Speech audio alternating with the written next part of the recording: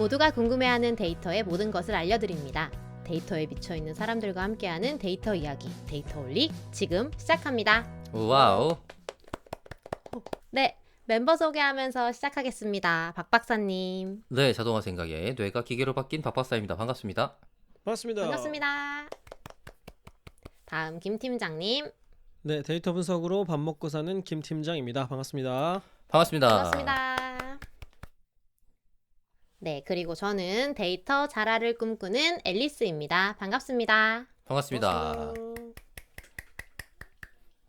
데이터홀릭은 유튜브, 팟빵, 애플 팟캐스트에서 들으실 수 있고 그 외에 저희도 모르는 다양한 팟캐스트 플랫폼에도 업로드되고 있습니다.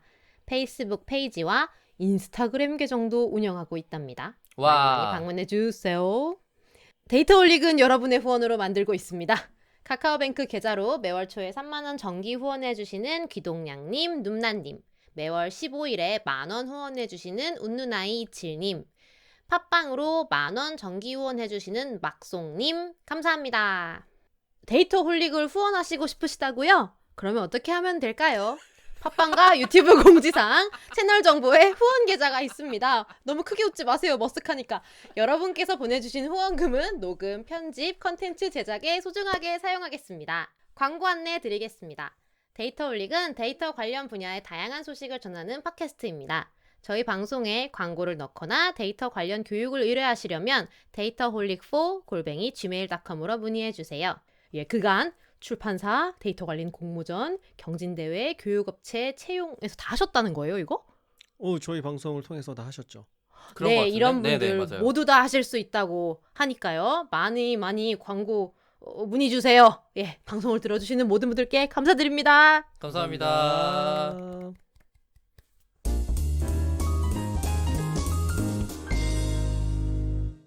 오랜만에 했더니 이거 영 제가 약간 맛이 간 듯이 인트로를 한 것 같아요. 이거 흑역사로 남는다 이제. 제목이 왜요? 이게 그렇게 흑역사 정도였어요? 뽀미 언니 버전. 뽀미 언니 버전 데이터홀릭 인트로였군요. 색다르고 좋았습니다. 아니 아이고. 제가 오늘 지금 저희 이제 대본을 같이 보면서 공유하는데 아니 여기서 데이터홀릭을 후원하고 싶으면 어떻게 하면 되는가라고 적혀 있는 거예요. 그래서 지금 이걸 보다가 이걸 어떻게 살려야 되지? 평소처럼 하면 되나? 이러다가 갑자기 너무 진지하잖아요. 그래서 당황해가지고 아니, 참. 그러니까 사실 여기 대본 쓸 때 대본에 맥락이나 들어가 있지 그 한자 한자 그대로 읽진 않거든요. 네. 앨리스가 너무 충실하게 읽어서. 예, 예. 예, 제가 약간 대본에 충실한 타입인데요. 그래서 다 직접 쓰셔야 되는데. 그래서 애드립으로 채우거든.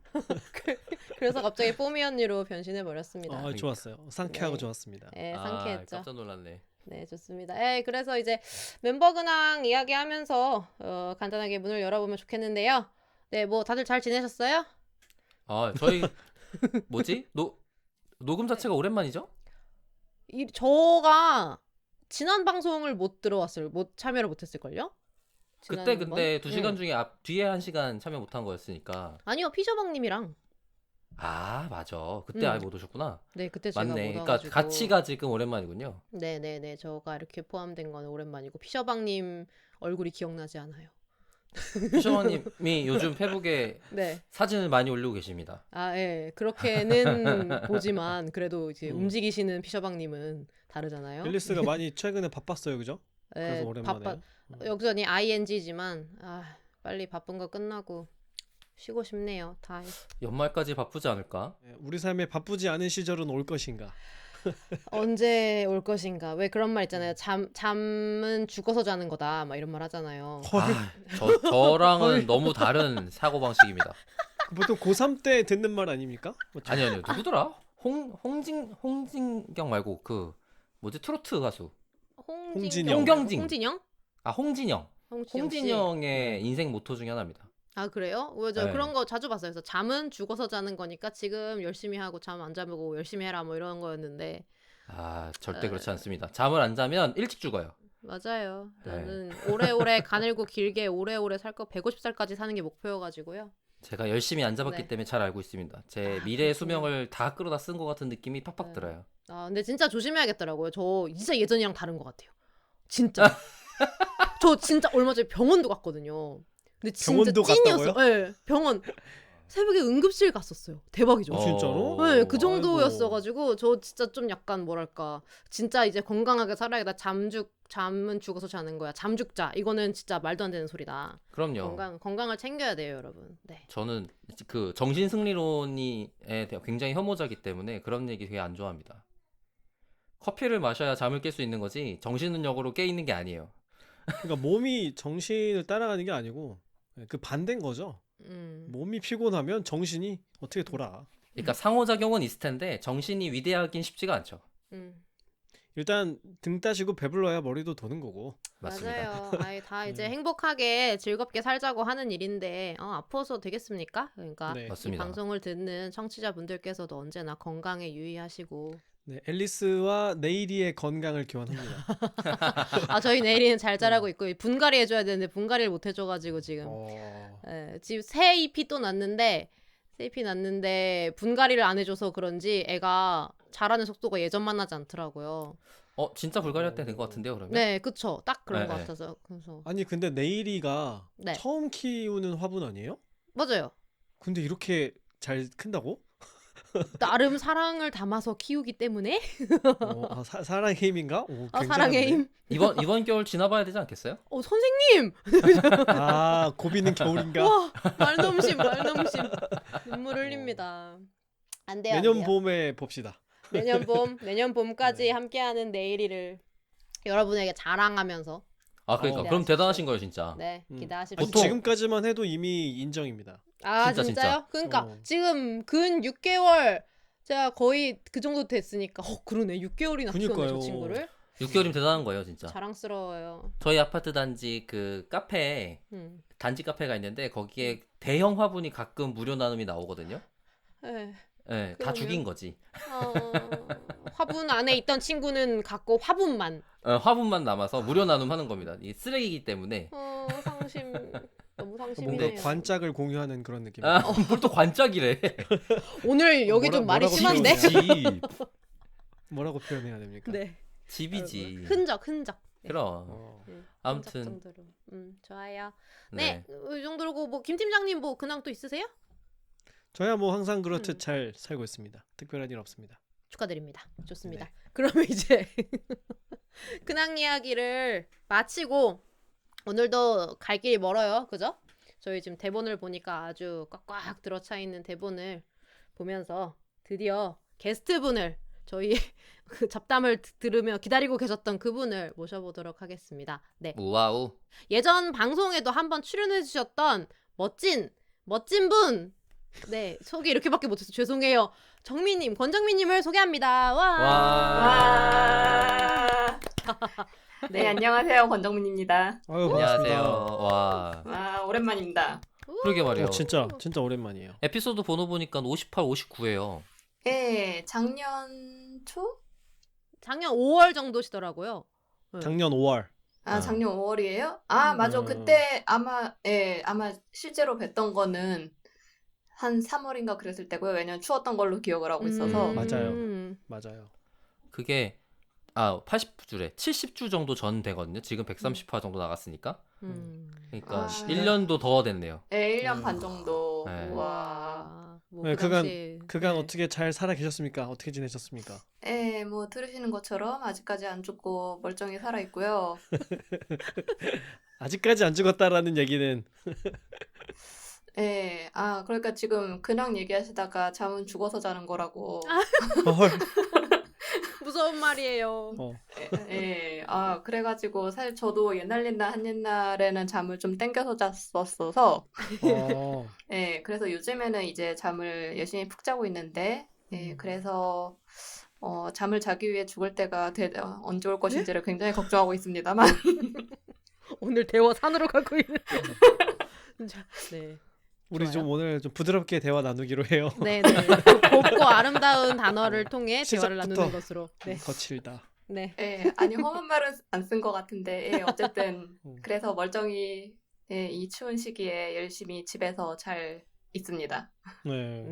그 아마 예전에 다니시던 직장에 지금 계시는 건 아니죠? 예, 지금은 쉬고 있어요. 그래서 열심히 잠을 보충을 하고 있습니다. 쉬고 계세요. 예. 세상에 너무 부럽다. 완전 좋아요. 짱이에요. 우와. 그럼요. 돈 쓰는 재미가 제일 좋은 재미예요. 예, 맞아요. 통장에 쓸 돈이 넉넉하지 않아서 그렇지. 네, 그게 돈 문제지, 쓰는 거 항상. 되게 좋아요.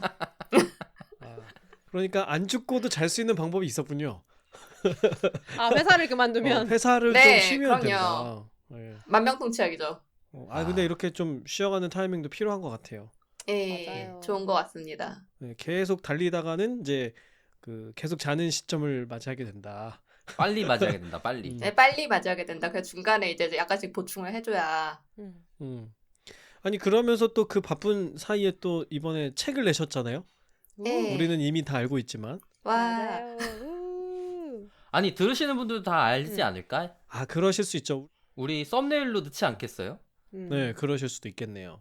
음. 네, 책의 제목이 데이터 분석가의 숫자 유감이라는 네, 맞습니다. 책이죠. 네. 예. 아니 근데 너무 베스트셀러 이런 데 많이 보여갖고 이미 충분히 사람들한테 알려진 책이다라는 생각이 듭니다. 네, 아니요, 그거는 책을 많이 읽으시기 때문에 그게 보이는 거고요. 아직 갈 그치? 길이 멉니다. 서점 사이트를 들어간다는 것 자체가 큰 바이였습니다. 서점 사이트라는 곳에 들어가는구나. 그럼요. 들어가는 사람도 네. 있구나. 이런. 그럼. 네, 이미 거기에서 많이 병목이 걸러지기 그죠. 때문에. 우리나라 인구의 1% 언더일 거라서. 네. 사실 제가 이제 정민님을 모셔야겠다라고 생각을 한 게, 저는 이제 이 책이 나오기 전에 원래 그 리디북스의 연재를 먼저 하셨어요. 그래서 책이 나오기 전부터도 이렇게 계속 챙겨보고 있었는데 출판까지 하시고 이게 반응이 굉장하더라고요. 그래서 직접 모셔가지고 어떤 과정으로 책을 만들게 되셨고 도대체 어떤 내용을 담았길래 이렇게 사람들이 많이 찾아보는가 이런 얘기를 좀 듣고 싶으니 나오시라 이렇게 제가 요청을 드렸었습니다. 책이 진짜 술술 읽혀요. 일단 여러분 만화책이에요. 와. 요게 맞아요. 핵심이죠. 중요합니다. 제일 중요해. 그럼요. 데이터를 다룬 책인데 만화이기 때문에 쉽고 재밌게 읽힌다는 거. 요게 이제 가장 큰 장점이 아닐까 요 책에. 그럼요. 네. 작은 판본으로 돼 있고 딱 펼치면 4컷 만화가 나옵니다. 한쪽에 2컷만 들어있어요. 세상에. 웹툰 같은 스타일의 책인 거죠. 그죠? 아니, 사실은 웹툰으로 시작된 것이 이제 단행본으로 나온 거니까. 일단 정민님 이 책을 어떻게 쓰게 되셨는지, 언제 또 그림 실력을 그렇게 갖고 계셨는지 뭐 이런 얘기 이런 얘기 해주셨으면 좋겠어요. 어떻게 이 책이 나오게 되었나요? 과정이 좀 궁금합니다. 네, 일단 만화는 제가 그린 게 아니라는 사실을 여기서 일단 먼저 밝혀드리면 만화 작가님이 따로 계세요. 주영님이라고 책 표지에도 있고요. 네, 그리고 아까 이제 김 팀장님께서 말씀해주신 대로 그 리디북스 지금은 없어진 걸로 알고 있는데 이제 그때는 리디아티클이라고 해서 여러 연재하는 것들이 있었어요. 그런 연재를 하는데 그때 그 리디북스 PD님이 분석이나 데이터 분석이나 과학이나 수학이나 이런 쪽에 좀 관심을 많이 가지고 계시던 분이셨어요. 네, 그래서 데이터 분석 같은 걸로 한번 좀 쉽게 연재를 해보면 재밌겠다. 말을 참 쉽게 하시는 분이네. 네, 그래서 좀 그러려면은 일상적인 뭐 에피소드라든가 아니면 실제로 많이 일어난 일 같은 것과 관련된 데이터 분석을 써야겠다고 생각을 해서 그러면은 이제 회사에서 데이터 분석 때문에 화가 많은 사람은 아마도 뭔가 쓸거리가 많을 거다라고 생각을 해서 화가 많은 여기 분노가 지은이의 많은? 말에 네. 딱 적혀 있었는데 네. 기업에서 사람들이 통계를 잘 몰라 데이터 분석 결과를 오독하는 일이 빈번해서 늘 화가 나 있는 데이터 분석가를 찾는다고. 근데 데이터 분석가는 누구나 그런 식으로 화가 나 있지 않나요? 저도 그럴 거라고 생각을 합니다만 네. 책도 저도 빨리 다 봤는데 네. 데이터 분석가라면 난데? 라고 느끼겠던데요? 그 이제 정도의 차이가 있을 뿐. 아니에요. 기본적으로 더했으면 화가 더했지. 나 있다. 응. 더했으면 더했지. 이거는 뭐지? 그럼요. 네. 굉장히 순화한 거죠. 그러니까요. 현실은 더 냉정이라기보다는 뭐라 해야 돼? 더 참혹합니다. 네, 그 화병 걸릴 일이 훨씬 더 많은데 순한 맛만 모았다. 그나마. 그럼요. 네, 아. 순한 맛도 이게 또 거기다 순한 맛인데다가 실제로 이런 에피소드 같은 거에 완전히 실제사를 넣을 순 없잖아요. 그러다 보니까 그렇죠. 이제 수많은 가공과 그다음 일반적인 얘기를 아무래도 써야 되니까 여러 사람들이 보는 거니까 그래서 일반화와 엄청난 가공을 들이다 보니 이제 굉장히 둥글둥글한 순한 맛이 되었다라고 보시면 될 것 같고 예, 대신에 누구에게나 적용될 수 있는 일반화된 이야기가 되는 거군요. 예. 그러면 처음에 이제 제안을 받으신 거군요. 그런 걸 한번 써보면 어떻게 했느냐 이렇게 리디 쪽으로부터. 그 PD님이 그렇게 찾았는데 마침 그 PD님을 아시던 지인분이 바로 제가 생각이 났다고 저를 추천을 해주셨어요. 내가 아는 항상 화가 나 있는 분석가가 있다. 바로 정민님이다. 화가 많은 편은 아니라고 생각하는데 뭐 어쨌든 아마 그분이 아시는 분석가가 별로 없어서가 아니었을까라고 생각은 합니다. 그러면은 이게 지금 뭔가 되게 둥글둥글하게 많은 사람이 볼 수 있게 다듬어진 내용이라고 그런 말씀을 해주신 것 같은데 그러면 이 책은 좀 주로 어떤 사람들이 보면은 좋은가요? 아무래도 일단은 그 리디 셀렉트라는 플랫폼 자체는 아무나 볼 수 있는 거였어서 근데 그렇다고 완전히 세상 모든 사람들을 다 타겟으로 두고는 웬만한 걸 쓰기가 힘들기 때문에 그 어느 정도 직장 생활과 에 공감할 수 있고 그 다음에 숫자와 관련된 일을 이제 뭐 간단하게는 뭐 엑셀 같은 것들도 많이 쓰고 하니까 이제 그런 숫자 같은 거에 대한 사례에 대해서라도 조금이라도 관심이 있던 사람들은 어느 정도 쉽게 볼 수 있지 않을까라는 정도로 타겟을 두고 썼습니다. 요약하자면 숫자 때문에 곤란해 봤던 직장인 뭐 이런 정도로 생각할 수 있겠네요. 뭐 곤란까지는 아니더라도 곤란까지는 아니더라도 스트레스를 받는? 더 하잖아요 그거. 오히려 안 받은 사람도 가능하지 않을까요? 이게 책이 생각보다 그 만화책이랑 줄글이 섞여 있는 데다가 엄청 일부러 읽고 싶지 않아라고 생각하고 만화책만 보더라도 필요한 내용들은 다 섭취할 수 있게 설계되어 있더라고요. 그래서 그냥 말 그대로 교양서로 읽어도 충분히 굉장히 잘 돼 있는 책이라는 생각이 들었고 그리고 저희 와이프한테도 얘기를 해봤더니 장이 좀 넘어가는 책인 것 같다 그랬더니 그게 되게 중요하다고 하더라고요.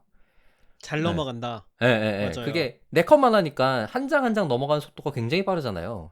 맞아요. 예. 그리고 줄글은 사실 그게 오래 걸려서 허들이 생기거나 할 텐데 지금 당장 눈에 안 보이면 그냥 넘기면 되거든요. 예. 그 다음에 맞아. 만화책에서 본 것 같은데? 그러면은 이거 뭐지? 그러면 이제 찾아볼 수 있는 그런 설계로 돼 있어서 되게 좋더라고요. 맞아요. 그렇게 앞에 만화만 딱 있는 게 아니고 글로 좀 자세하게 풀어주는 이런 구성이 되게 좋은 것 같더라고요. 이거 또 그릴 때 이거 만화 작가님께서는 사실 회사도 안 다니셨고 그냥 만화를 전문으로 그리시는 분이셔서 물론 그 기본 수학에 대한 약간의 베이스는 있으신데 실제로 뭐 회사 생활이라든가 데이터 분석이라든가 이런 거를 실질적으로 접하시진 않은 분이세요. 그래서 그분이 이제 제가 아주 되게 간단하게 시놉시스 짧게 그러니까 이런 내용이 들어간다라고 쓰고 글 쓰시면은 작가님께서 이제 그거를 보시고 본인이 해석하셔가지고 이제 만화를 그리신 거거든요.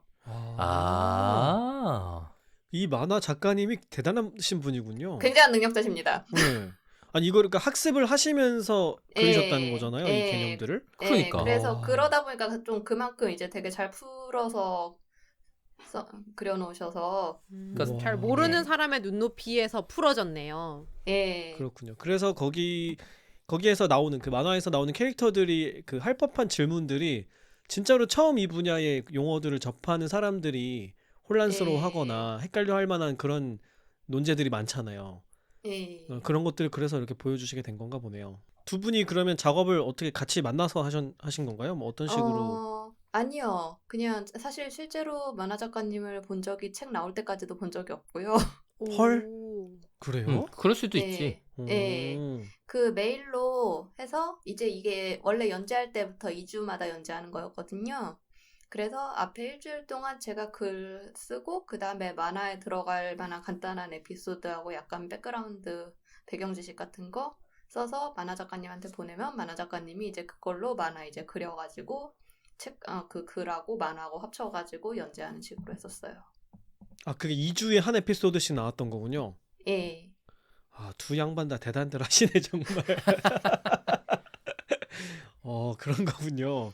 아니, 왜냐면 그게 한 에피소드가 다들 각각의 에피소드가 밀도가 되게 높거든요. 예. 저는 당연히 오랫동안 기획을 한 다음에 이렇게 시리즈로 내놓는 건가? 뭐 이런 식으로 생각을 했었는데 그게 아니고 실시간 연재였습니다. 실시간이었군요. 눈물. 네, 그래서 막 사람들이 만화 올라왔다 하면은 나 다음 주까지 마감이구나. 그쵸. 마감이 끝나면 마감이 시작되는 거잖아요. 예. 원래 그렇죠. 잘 아시는 분 한 분 계시는구나 여기. 네. 그래서 지금 청취자분들은 혹시 아직 이제 책을 못 보신 분들도 계실 것 같은데 저희가 막 재밌다, 술술 읽힌다, 뭐 구성이 아주 좋다 이런 얘기를 하지만 책에 어떤 내용이 담겨 있는지는 잘 모르실 수 있으니까 책에 어떤 내용이 담겨 있는지 한번 설명해 주시면 어떨까요, 정민님? 예. 책에 어떤 내용이 있는지는 사실 인터넷 서점 가면 맞아요. 간단하게 요약이 돼 있기는 한데요. 네. 이거는 이제 아까 말씀드렸던 대로 이제 그 각각의 만화하고 글이 이렇게 하나씩 합쳐져서 이제 한 개 토픽들이 이제 여러 토픽들이 합쳐져 있는 식으로 이루어져 있고요.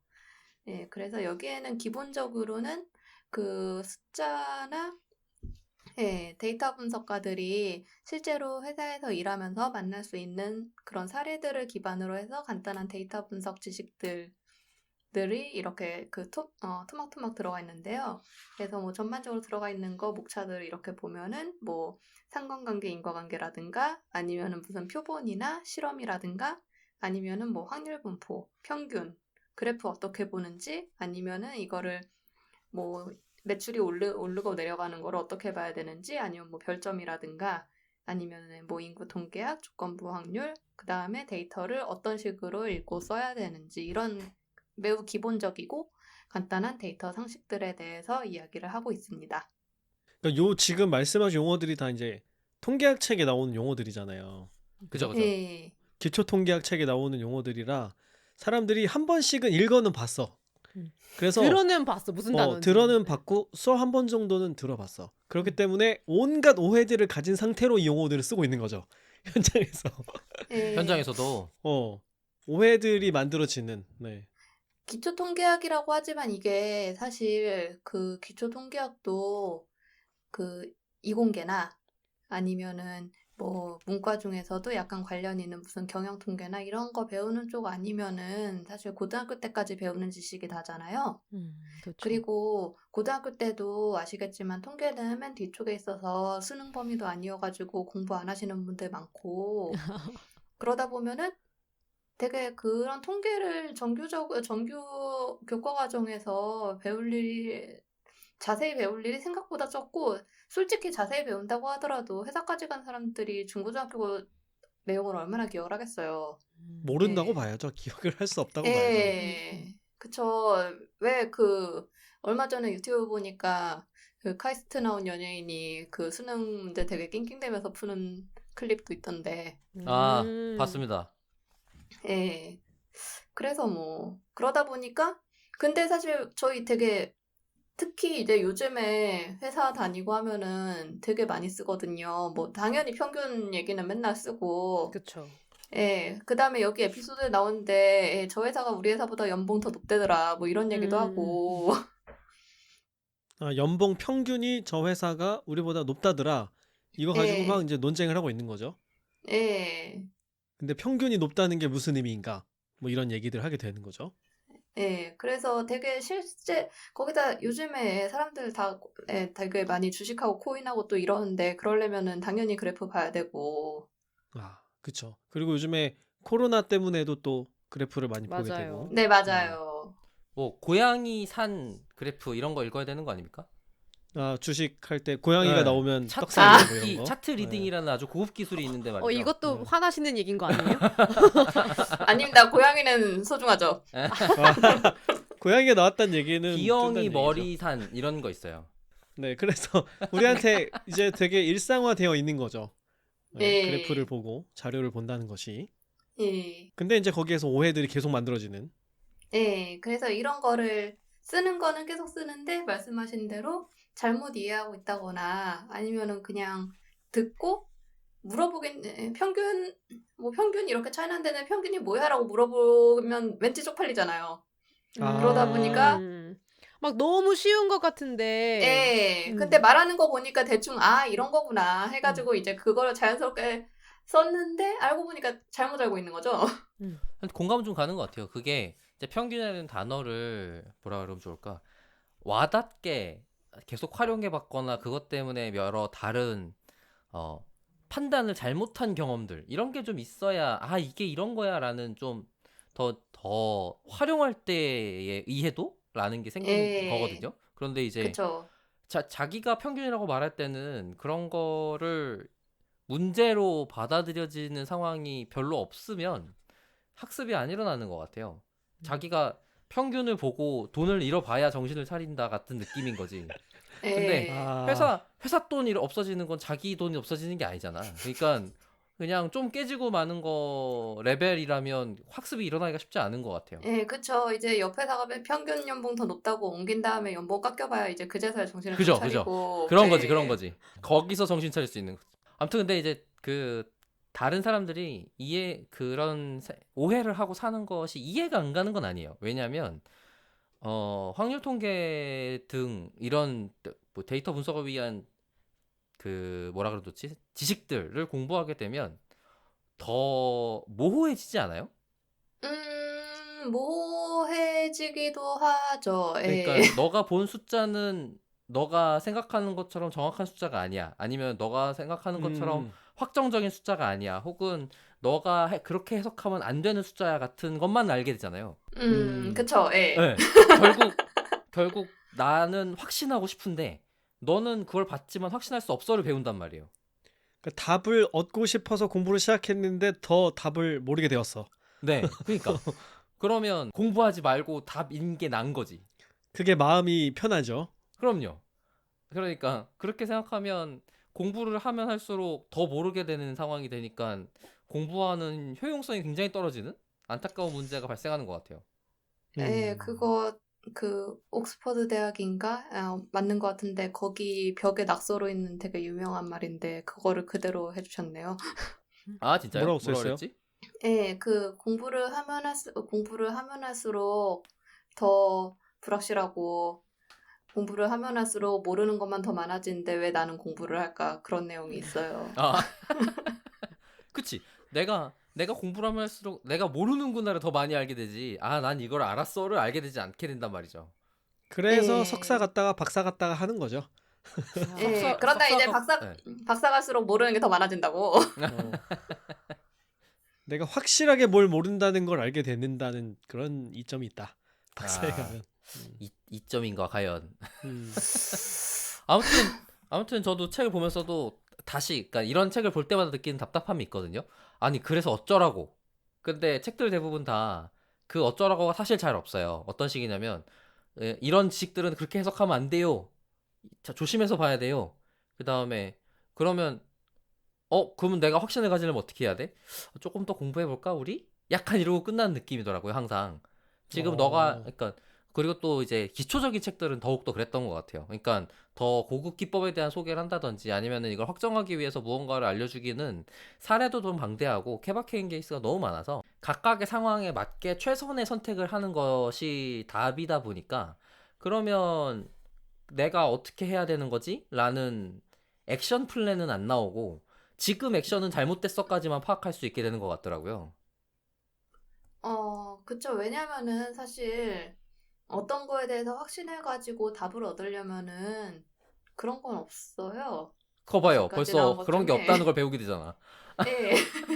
왜냐면은 사람들이 그래서 점을 보고. 아니 그러니까 말이야. 예. 확신을 얻고 싶으면 점을 보러 가면 되죠.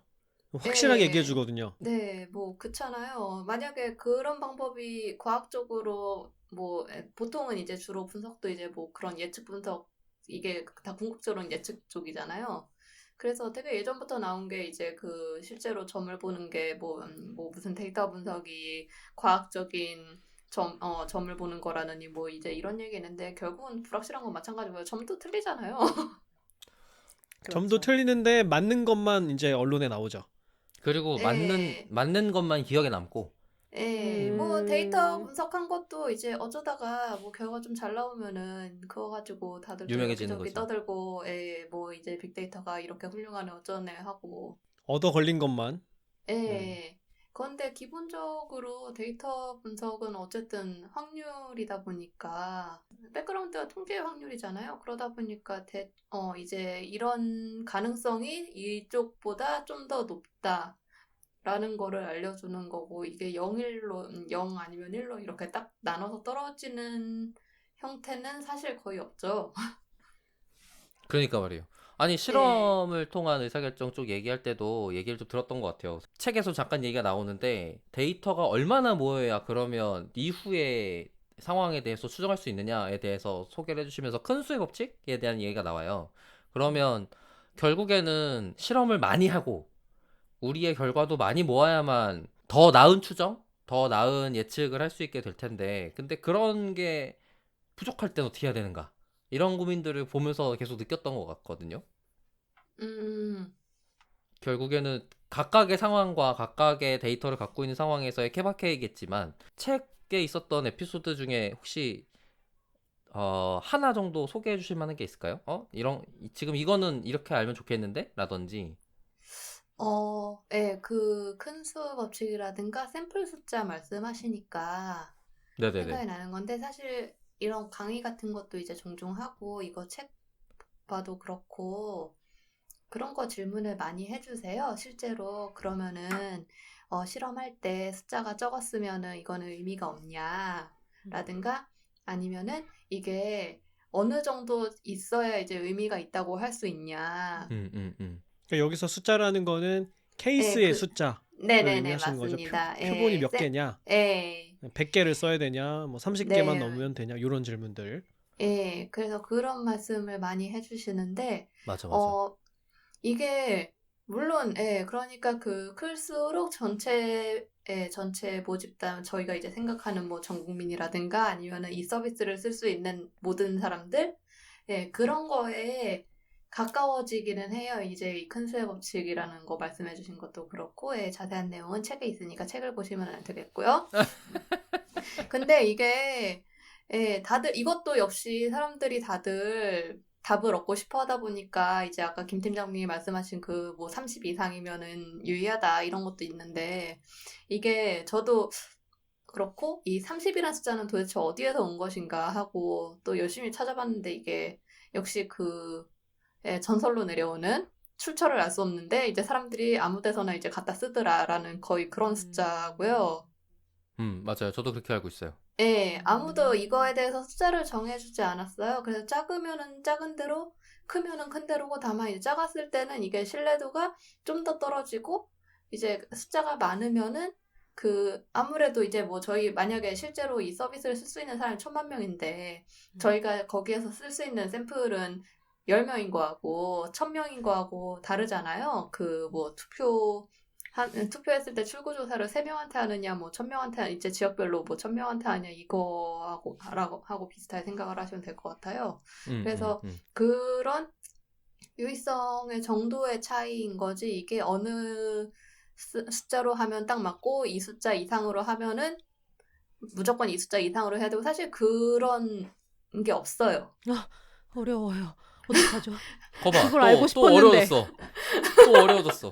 공부하면 그게 된다는 걸 알 수 있을 줄 알았더니 그러니까 아니래. 이렇게 기준을 딱 정해주면 좋은데, 그러니까 저도 이제 맘 편하게 옛날에 이제 멋모를 때 30이라는 숫자가 있었던 것 같은데 하고 찾아보니까 사실 그것도 근거가 없는 거예요.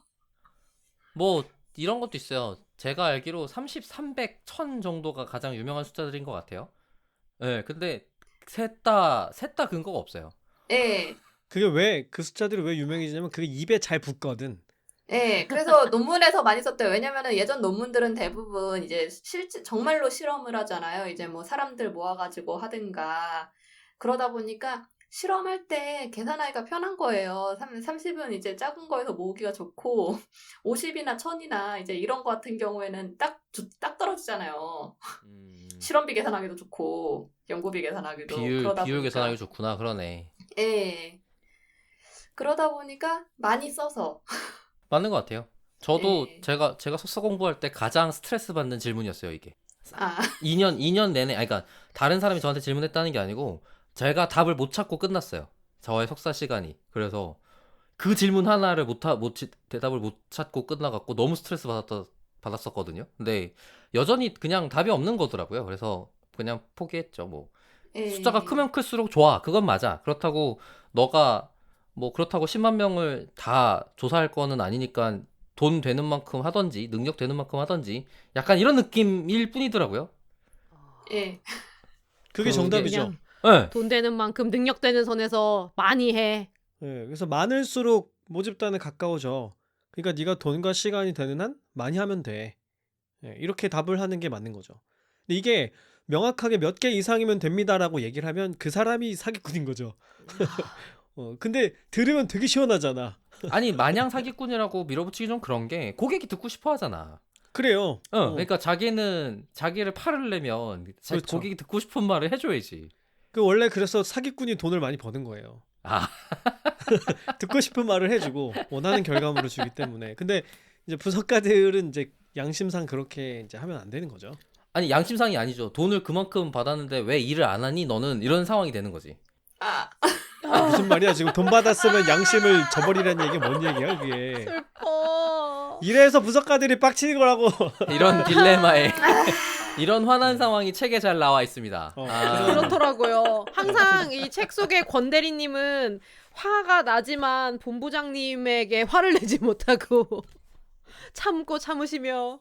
제가 정민님을 뭐 직접 뵙고 말씀을 많이 나눠보고 그러지 않았는데도 이 책을 읽고 있으면 그 이제 주인공 캐릭터가 굉장히 정민님 같다는 생각이 굉장히 그럴 많이 것 들거든요. 같아요. 그쵸, 그쵸. 예. 저도 그 하지만 생각했어요. 아까 말씀드렸죠. 저는 심지어 연재가 끝나고 책이 나올 때까지 만화 작가님을 뵌 적이 없어요. 아니 그니까 그 만화 작가님도 마찬가지로 정민님을 직접 대면한 적이 없다는 것인데 어떻게 네. 그 캐릭터에는 정민님이 보이는가? 이게 항상 저는 궁금하더라고요.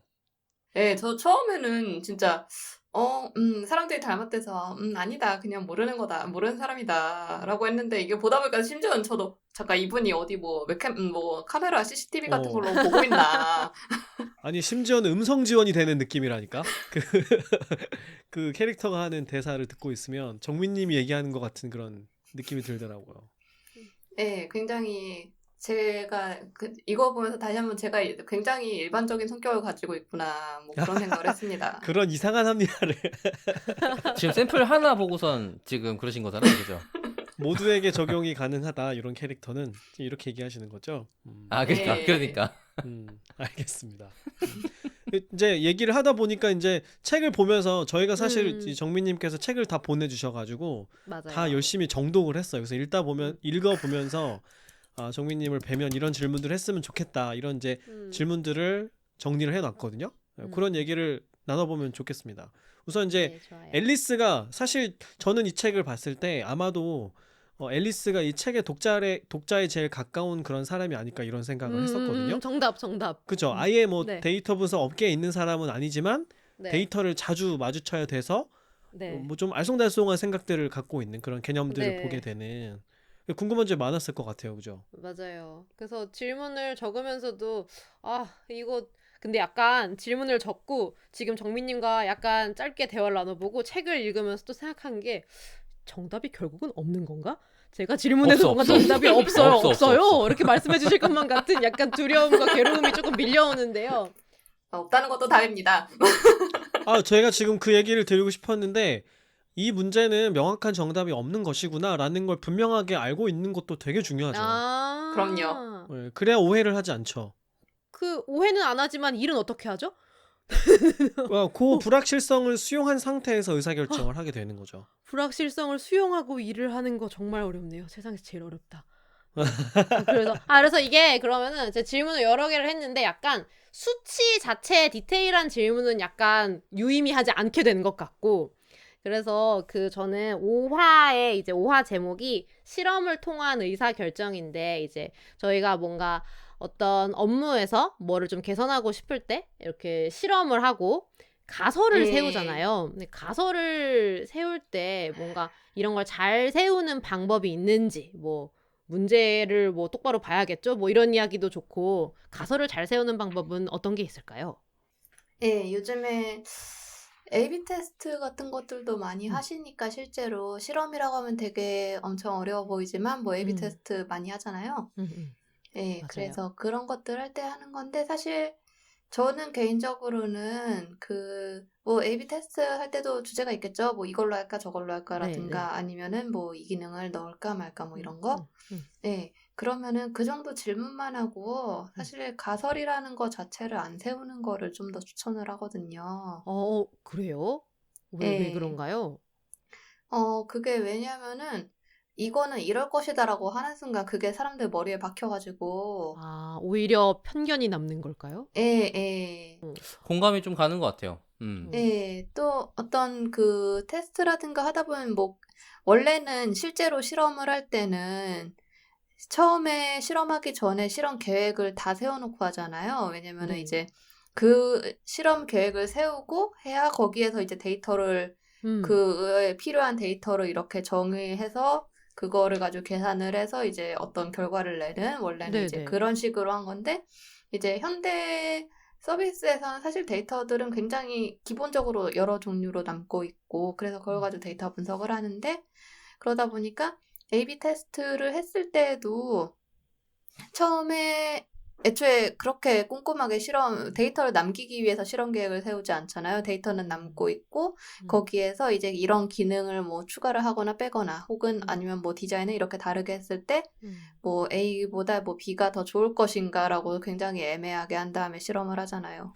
근데 이제 그러다가 만약에 이렇게 했을 때 A가 더 좋을 A가 더 좋을 뭐 이제 그 약간 거칠게 말해서 좀 어설프게 예, 그 통계적 가설 뭐 이런 거를 사용을 하다 보면은 기본적으로 이제 그 연가설을 세우고 이제 그거에 대해서 그거를 실제로 뭐 그거에 대해서 이제 뭐 기무가설을 만들고 그거를 뭐 억셉트 하느냐, 리젝트 하느냐 뭐 이제 이런 식으로 애매하게 쓰다 보니까 그런 연가설 같은 거를 만든단 말이에요. 이제 이 A보다 뭐 B가 더 좋을 것이다라고. 예, 근데 이렇게 한 다음에 이제 그런데 이제 실제로 나오는 데이터는 보면은 뭐 실제 사용자 수, 뭐 접속자 수 같은 것도 있을 수 있고 아니면은 뭐 매출도 있을 수 있고 아니면은 뭐 전환율 같은 것들도 있을 수 있고 이제 그런 걸 또 다면적으로 보게 된단 말이에요. 그런데 그러다 보니까 어떤 가설 같은 거를 세우면은 그 여러 개의 데이터에서 거기에 맞는 지표들을 중심으로 보게 돼요, 사람들이. 그러니까 가설을 세우면 전체적으로 보는 그 눈을 가지는 게 아니라 그냥 딱 그것만 그렇게 보게 된다는. 아니면은 가설을 세웠을 때 이 가설이 마음에 안 든다고 생각하는 사람은 또 딴 지표들을 또 주로 보겠죠. 예, 그러다 보니까 그냥 이거를 처음부터 나는 이제 처음부터 계획을 다 세워놓고 하는 경우는 괜찮아요. 뭐 그러니까 이렇게 A하고 B가 들어갔을 때 나는 딴 거는 필요 없이 일단 그 사용자 수만 볼 거고 사용자 수가 이제 A가 뭐 B보다 5% 이상이 차이가 나면 무조건 A를 쓸 거다. 이제 이후에 어떻게 할 것까지. 그런 거를 계획을 탄탄하게 세워놓고 본다면 모르겠는데 그게 아니라고 하면은 차라리 그냥 가설을 안 세우고 그냥 주제만 정해놓는 게 오히려 낫지 않나. 오히려 데이터나 이런 가설을 많이 안 접해본 사람은 방금 정민님이 말씀해주신 것처럼 일단 해보는 일단은 저 주제만 잡아서 해보는 게 나을 수 있겠네요.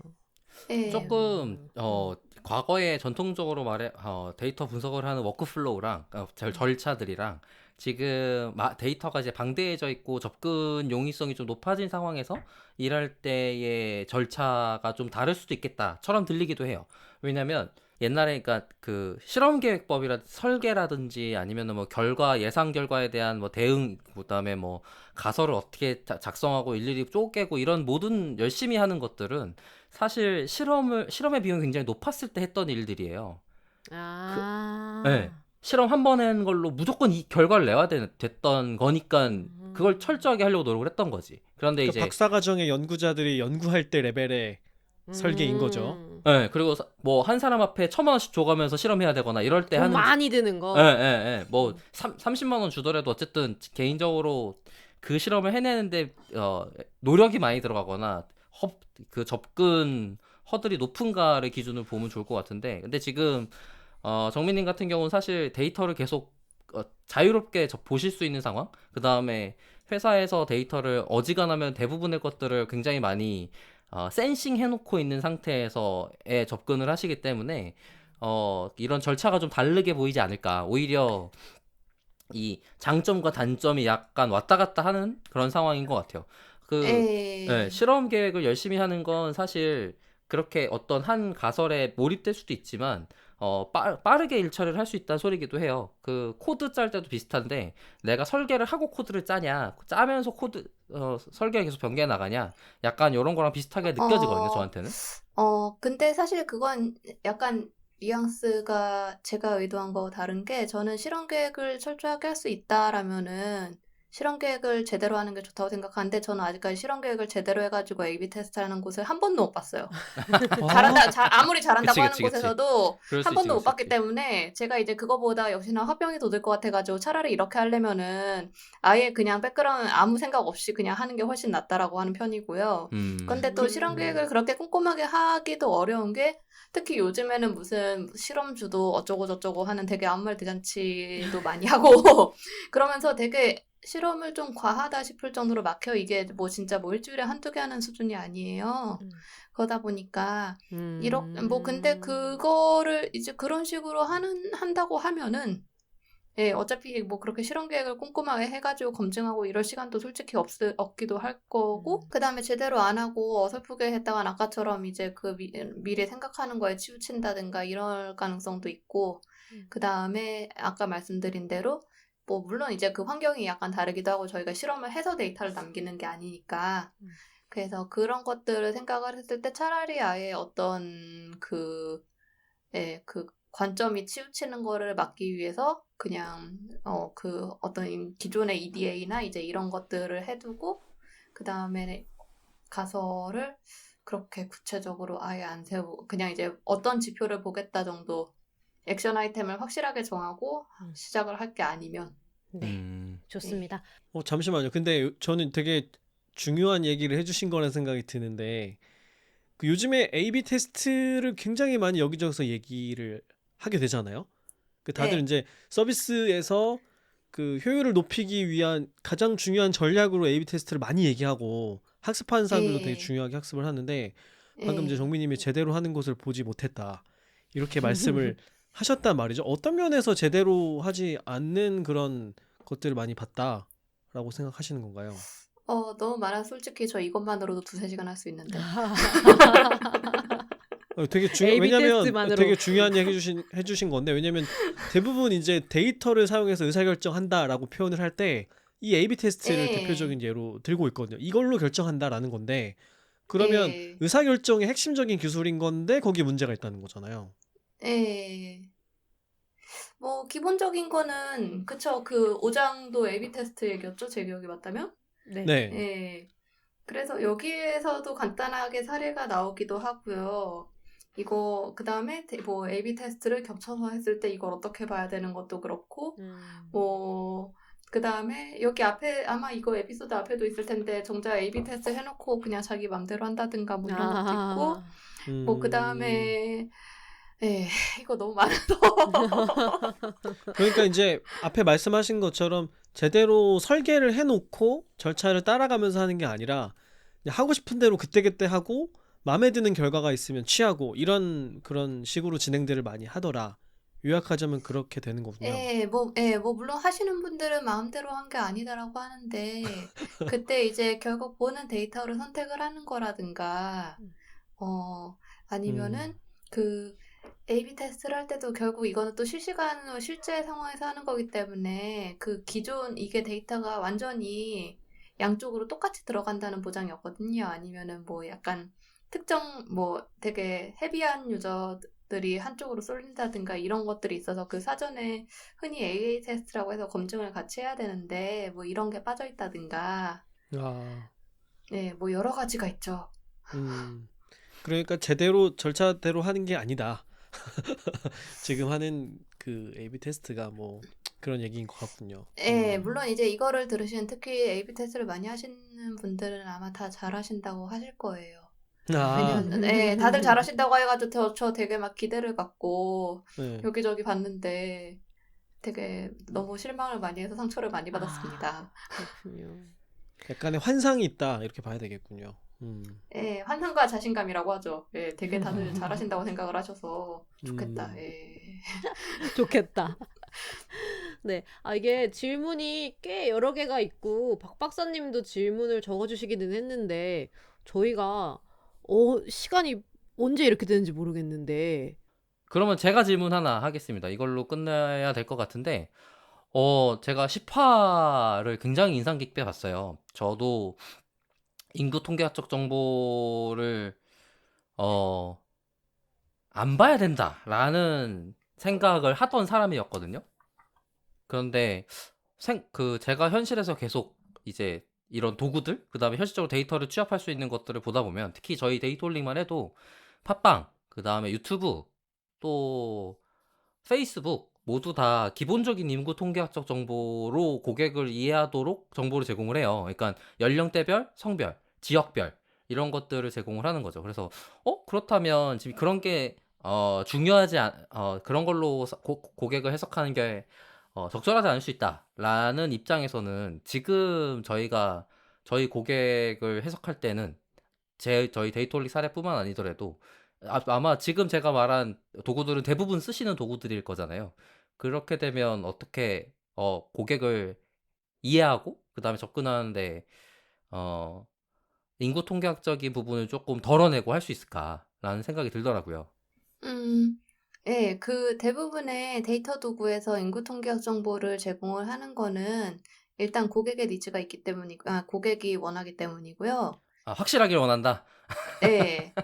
그리고 대부분의 고객들은 그 인구 통계학에 익숙해져 있잖아요. 사실 뭐 제가 인구 통계학 정보를 가능하면 안 쓸 수 있으면 안 쓰는 게 좋겠다라고 해도 저도 뭐 당연히 익숙하죠. 왜냐하면 맨날 보는 수많은 매체들과 그 다음에 수많은 고객들과 그런 사람들이 다들 기본적으로 인구 통계학 얘기를 하거든요. 맞아요, 그래서 맞아요. 익숙한 정보이기 때문에 사람들이 필요로 하고 고객들이 필요로 하는 정보니까 그런 데이터 도구들에서도 넣어주는 거라고 생각을 하고요.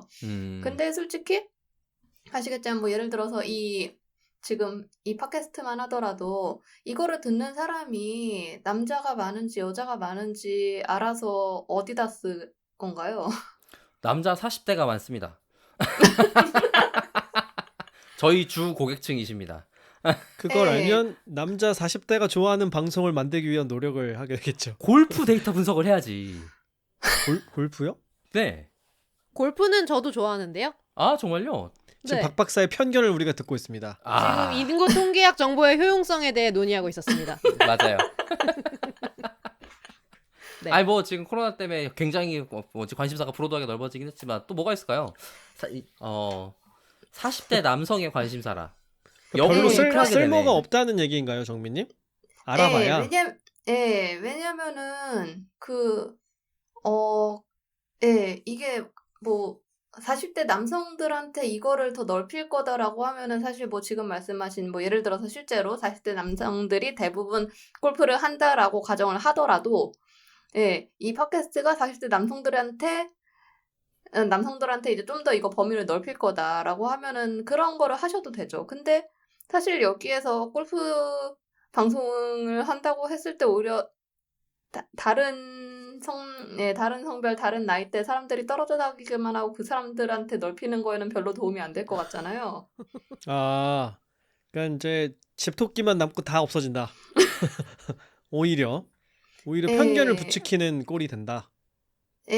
그래서 그러니까 이거를 듣는 사람들을 뭐 어떻게 케어를 하거나 하는 게 낫지. 이거를 굳이 듣는 사람에서 더 토막내 가지고 그것만 가지고 생각을 한다는 게 사실 되게 이상하잖아요.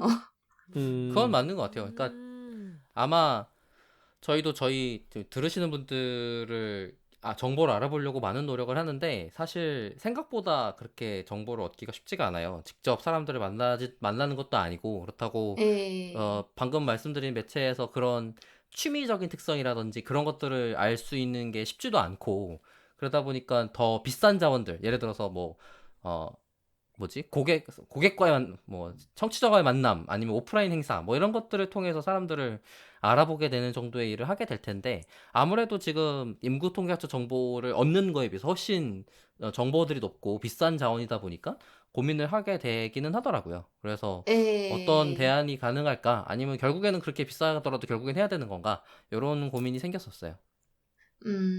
네, 사실 데이터가 인구 통계학밖에 없다라고 하면은 뭐 그거라도 있는 게 어디냐. 그죠. 라고 해서 쓰면은 되죠. 사실 그러니까 이런 거 같은 경우에는 다른 정보를 얻을 수 있는데 여기 아마 책에서 그 글에서도 나올 거예요. 그러니까 다른 정보 만화에서 나오는 것 같고 그런 다른 정보들이 이미 충분히 있는데 특히 이제 회사들 같은 경우에는 다른 정보들 뭐 구매 정보나 이런 것도 있으니까 있는데 굳이 인구 통계학 정보에 갇혀 있을 필요가 없다라는 거고요. 네, 인구 통계학 정보만 있다라고 하면 이제 그거 가지고 어떻게 구워 살만하고 지지고 볶고 해야 되는구나. 네.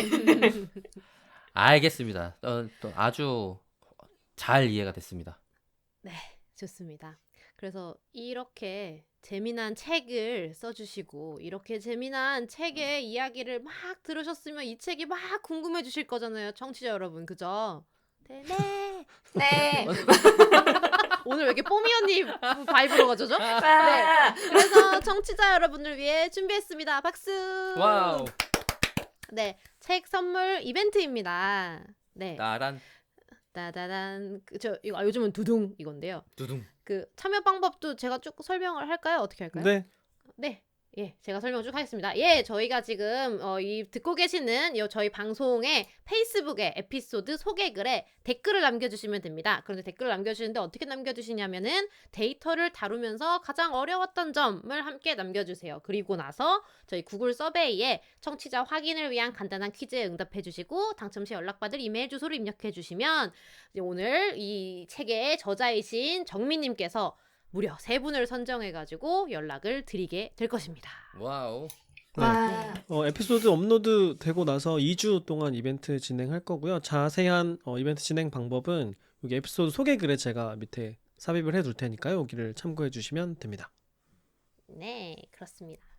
일단 책에 대한 얘기는 여기서 어느 정도 좀 1부에서 마무리를 해보고 2부에서 또 이야기를 나눈 다음에 이제 저희가 소감 같이 나눠보는 것이 어떨까 하는 생각이 들어서요. 일단은 1부는 여기서 마무리를 해도 괜찮겠죠? 네. 네, 알겠습니다. 데이터홀릭은 더 재미있는 컨텐츠를 가지고 다음 방송으로 다시 인사드리겠습니다. 감사합니다. 감사합니다. 와.